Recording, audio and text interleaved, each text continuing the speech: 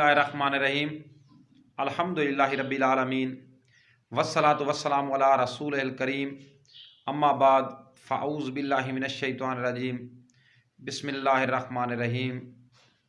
السلام علیکم ناظرین کرام، جیسا کہ آپ کو معلوم ہے کہ یہ شعبان المعظم کا مہینہ ہے۔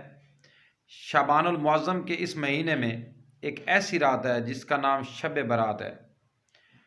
شب برات بہت بابرکت رات ہے، بہت فضیلت والی رات ہے، اور ہمیں اس رات ساری رات نوافل ادا کرنے چاہیے، اللہ رب العزت سے اپنے گناہوں کی بخشش کروانی چاہیے، زیادہ سے زیادہ ڈھیروں دعائیں مانگنی چاہیے۔ ایک روایت میں آتا ہے کہ اللہ رب العزت پوری شان و شوکت کے ساتھ، جہ و جلال کے ساتھ رب الکریم اس رات آسمان و دنیا پر نازل ہوتا ہے، اور ایک فرشتہ ندا لگانے والا ندا لگاتا ہے، کوئی ہے اللہ رب العزت سے اپنے گناہوں کی بخشش مانگے، کوئی ہے اللہ رب العزت سے رزق مانگے، اور ہمیں بھی زیادہ سے زیادہ اللہ رب العزت سے مانگنا چاہیے۔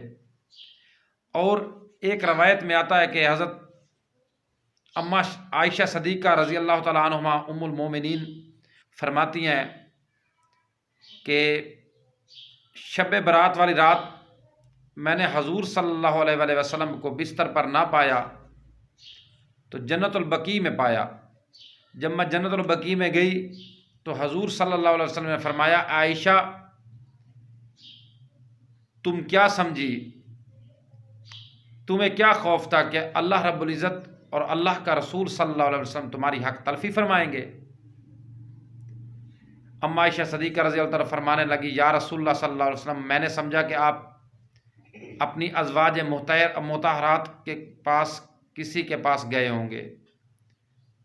حضور صلی اللہ علیہ وسلم نے فرمایا، اے عائشہ یہ رات بابرکت رات ہے، اور ایک تو ہمیں یہاں سے ایک سنت معلوم ہوئی، جو قبرستان میں اس رات جانا یہ بھی نبی کریم صلی اللہ علیہ وسلم کی سنت ہے، اور ڈھیروں عبادات کرنا اس رات یہ بھی نبی کریم صلی اللہ علیہ وسلم کی سنت ہے۔ ہمیں بھی زیادہ سے زیادہ عبادت کرنی چاہیے، اور اس رات اپنے گناہوں کی بخشش کے لیے دعائیں مانگنی چاہیے، اور اپنے مسلمان بھائیوں کے لیے بھی دعائیں مانگنی چاہیے۔ کشمیر، فلسطین، برما میں جو مسلمانوں کے ساتھ ظلم و ستم ہو رہا ہے، ان کے لیے دعا مانگنی چاہیے تاکہ اللہ رب العزت اپنی رحمت فرمائے ان پر۔ اور ہمارے جو